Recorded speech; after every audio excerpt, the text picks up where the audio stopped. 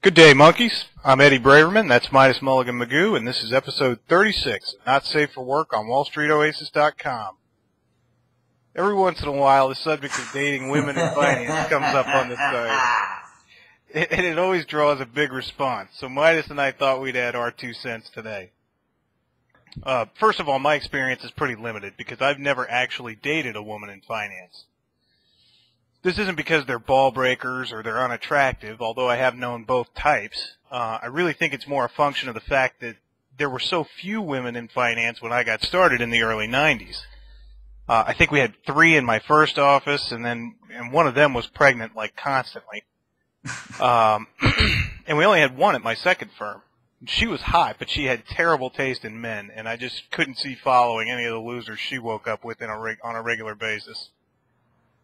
What I can speak about is the difference between women in equities and women in derivatives, at least as it related to the 1990s. The women I worked with in equities were actually a really together bunch. They worked hard and they didn't expect any special treatment. They didn't get any special treatment either. The only time I gauged any weakness between them and the guys in the office was when it came to being lied to and dealing with, massive client losses.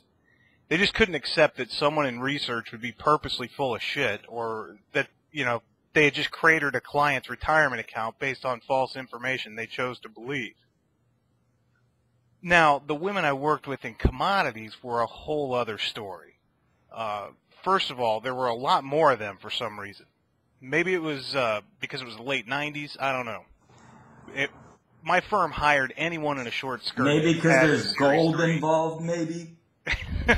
Maybe. That wasn't a big trade back then, though. But, since we hired anyone that could pass the Series 3, it included a predictably derelict cross-section of the female population who wanted to believe that they could just get rich quick. So we had serial tweakers, single moms who were one bad trade away from the stripper pole, and, then just straight-up crazy broads. I remember one gal in particular. She had a monster meth habit and was always causing problems. This was back when we were still using paper tickets and runners.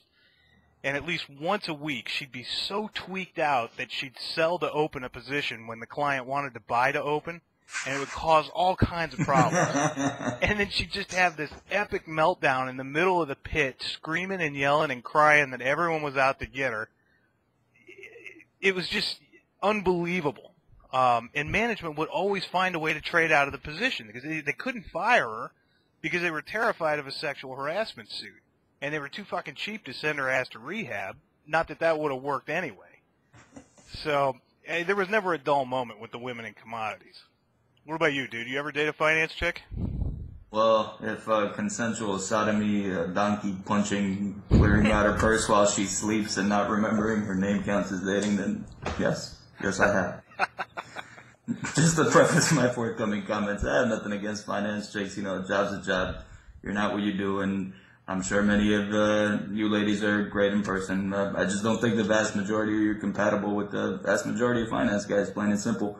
The older you get, the more it becomes about finding some kind of balance, not finding a soulmate or some kind of running buddy. Sometimes the best thing in a relationship is silence. And, living with someone who does the exact same thing that you do on a daily basis, there's just too much potential for conflict. Now, the points that were brought up in the discussion about, competitiveness and type A personality shit, it's all been beaten to death.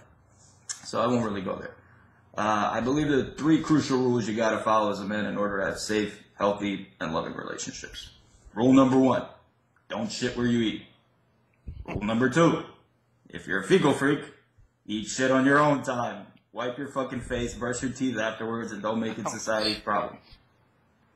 Rule number 3, most chicks who wish for dicks instead of ponies as little girls grew up to be in finance, law, politics, or some other fucking role that leads these birds to squawking about equality, respect, and all that other shit I do not want to hear about while you're making me a ham sandwich, playing with my balls, and shutting the fuck up. Do you find that's the case, though? Do you find that the women in the workplace, at least in finance, are hung up on equality and stuff like that? I kind of think that, I don't know, this is just me, because it's been a while since I've been in an office, but Hadn't that ship sailed? I mean, isn't it a fairly equal kind of place now? I'm kind of trying to address some of the points that were brought up in the discussion and not really get into a whole societal analysis. I think in general, though, you're going to find a better balance with people outside of your industry, regardless of whether we're talking about finance or firefighting or nonprofit work.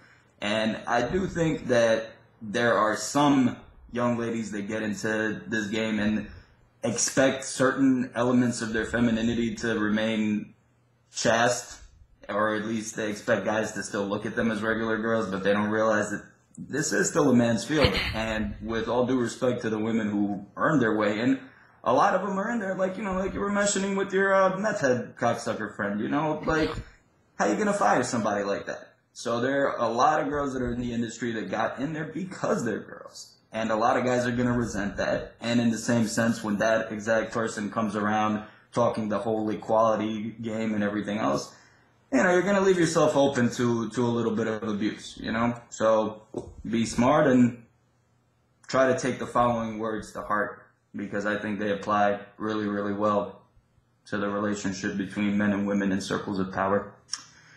And they are the words of a wise man, who was actually a doll from a movie, but we won't let that get in our way. I think these words explain a lot, Eddie. Say them with me. Oh, God. We are dicks. We are reckless, arrogant, stupid dicks. And regular women are pussies. And finance chicks are assholes. And pussies don't really like dicks because pussies get fucked by dicks. But dicks also fuck assholes. Assholes that just want to shit on everything that is holy. Now, pussies may think they can deal with assholes their way, but the only thing you can do with an asshole is fuck it. Only a dick can fuck it. A dick with some balls. The problem with dicks is, we fuck too much or fuck when it is inappropriate. It takes a pussy to show us that. It does. But sometimes, pussies can be so full of shit that they become assholes themselves, because pussies are just an inch away from assholes. I don't know much about this crazy world, Eddie, but I know this. If you don't fuck assholes every chance you get, you will wind up with your dick covered in shit. Dude, I don't even know what to say to that, man. That's got to be the greatest monologue ever, man. That is some Dr. Phil shit there, if I ever heard it. Jeez. On that note, I'm pretty much stumped. Time to drink. Mm-hmm. Especially if you're dating a girl in finance. Yeah, I mean, I can agree with the don't shit where you eat thing, because you definitely don't want to be dating someone you work with. But yeah, that was pretty much a showstopper there, dude. I'm stumped. Yeah. So until next time, keep your heads low and your powder dry, and we'll see you next week on Not Safe for Work. Win.